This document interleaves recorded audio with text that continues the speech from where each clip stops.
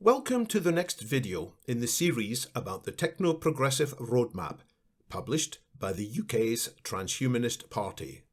This roadmap features 15 goals for the UK to accomplish by 2035. This particular video covers the first of the group of 3 goals about environmental flourishing. It's goal 9 in the overall set. The UK will have been carbon neutral for 5 years, that is since 2030, thanks to improved green energy management. Unless countries all around the world become carbon neutral, there are major risks of chaotic changes in global climate arising from runaway global warming. In turn, these chaotic changes in climate will cause chaotic adverse changes in human society.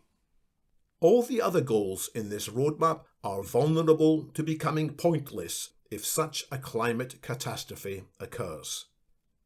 Avoidance of potential climate catastrophe will require strong international cooperation, but the solutions will be accelerated by bold actions of individual countries, such as the UK. As individual countries take action, it will alter the set of motivations applicable to other countries. That's why it makes good sense for the UK to demonstrate leadership and target carbon neutrality more aggressively than the commitments made by some other countries. The phrase carbon neutral is shorthand for an overall neutral effect of all actions by a country that increase or decrease the likelihood of runaway global warming. These actions include all emissions of greenhouse gases from industry and from domestic use of energy, as well as processes to extract greenhouse gases from the atmosphere.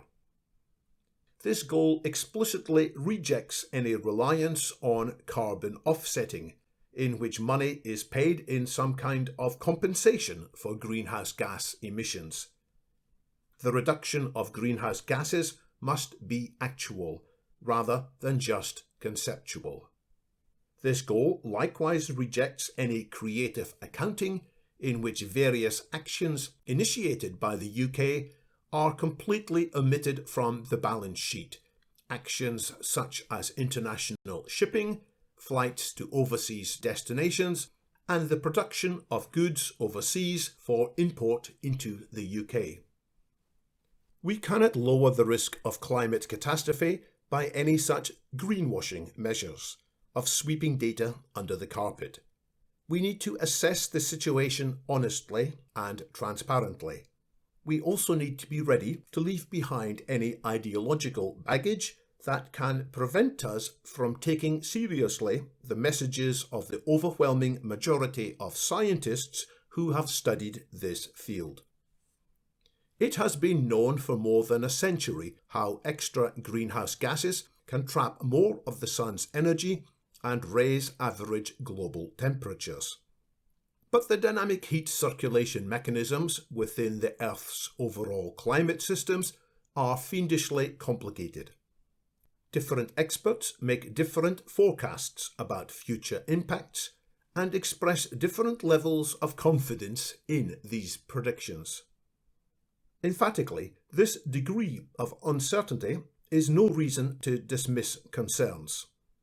As a matter of prudence, scenarios in which drastic changes could take place within just a few decades need to be taken very seriously.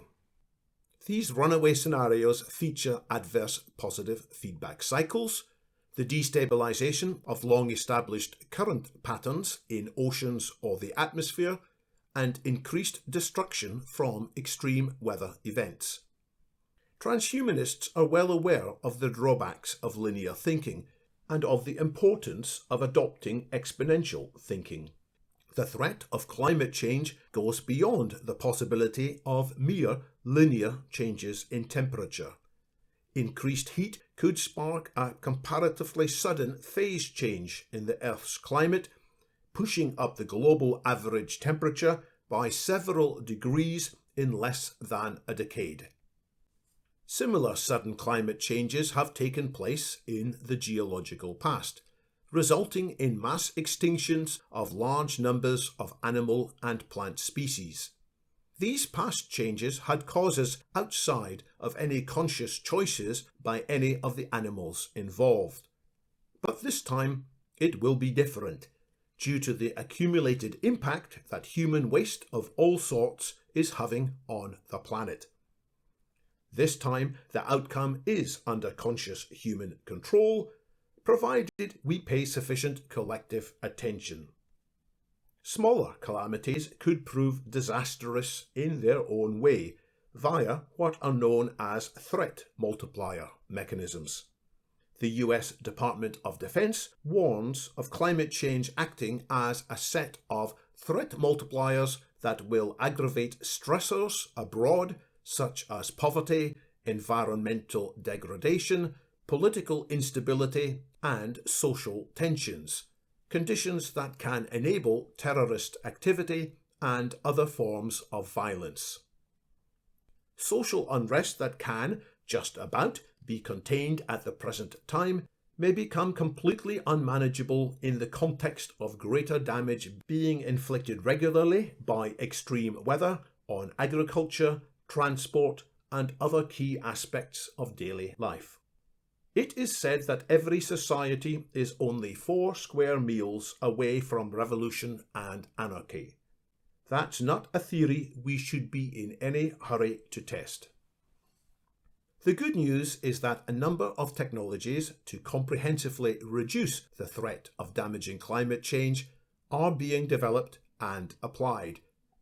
The price of energy from wind, wave, and solar has been dropping steadily, decade after decade. New designs can improve capacity as well as drive down costs even further. As costs continue to fall, additional tipping points will be reached, enabling faster changes in adoption. After all, more than enough energy reaches the Earth from the Sun in just a few hours to meet the needs of the entire human population for a whole year. In principle, all that's needed is to accelerate improvements in the harvesting, storage, and transmission of energy from renewable sources. The bad news, however, is that the pace of implementing improvements is currently far too slow. It's not just that the generation of electricity needs to swap over from carbon-based to clean mechanisms. We also need widespread reforms of other economic activities that are collectively responsible for more than 50% of greenhouse gas emissions, activities such as farming, transport, and the manufacture of steel and cement.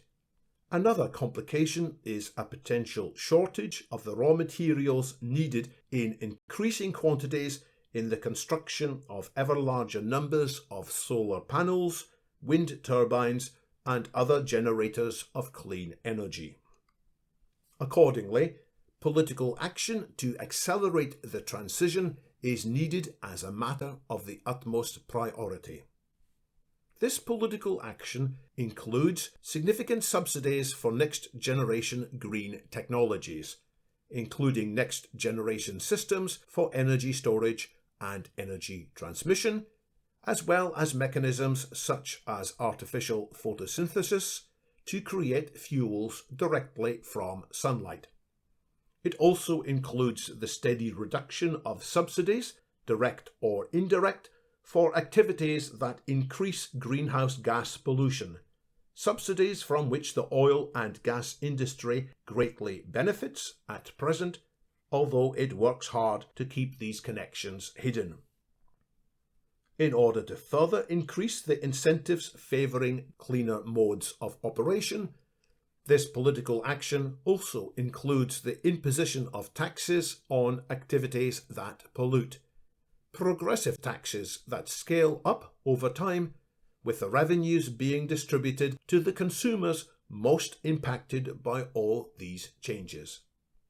Such actions are facing trenchant opposition from the companies and organisations who perceive themselves as benefiting from the status quo. Oil corporations are among the most powerful on the planet, and they are backed by vigorous actions of the governments in countries where the oil industry is dominant. Such opposition cannot be overcome by friendly, rational persuasion alone. Other sorts of forces will need to be applied in parallel, including economic forces of subsidies and taxes, civil court cases suing for compensation for damage caused, legislative forces, and, perhaps most important, a transformed public mindset.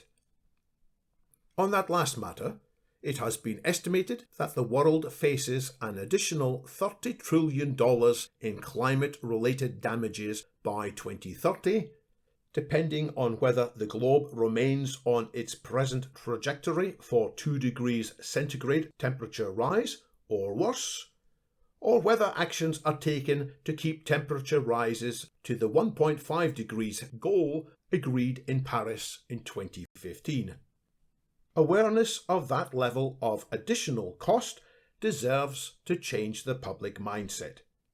This awareness should also accelerate disinvestment in the oil corporations and other industries that will be increasingly held liable to cover the huge costs of this damage.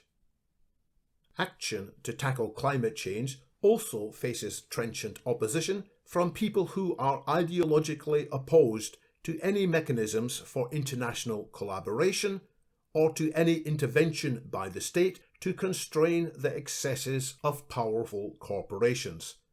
These critics fear that such interventions or collaborations will inevitably be hugely heavy-handed and will destroy innovation. However, a fuller review of history shows that such a fear is misplaced. On the contrary, if large corporations gain too much power, the needs of humanity as a whole would take a dismal second place. This is a case where avoiding intervention would be deeply irresponsible. Positive, lean intervention is both possible and desirable. It will be important to keep an open mind about solutions worth exploring. Nuclear fission and/or nuclear fusion could play important roles, as could innovative negative emissions technologies, carbon capture and storage, and geoengineering initiatives. If judged appropriate to proceed, these solutions will need political support in order to progress sufficiently quickly. To accelerate progress with Goal 9, 2 targets for 2025 are proposed. The first target shares some activity for the first target for Goal 4, that is, the abolition of homelessness and no involuntary hunger.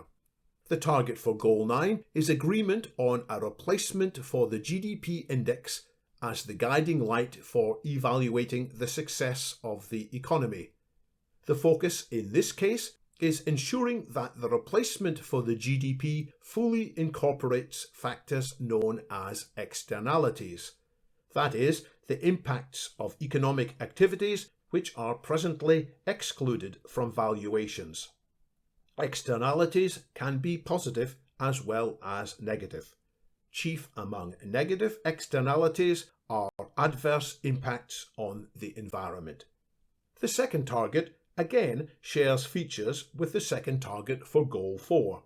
It is to establish a reliable, respected source of information about the true environmental benefits and risks of different types of human actions.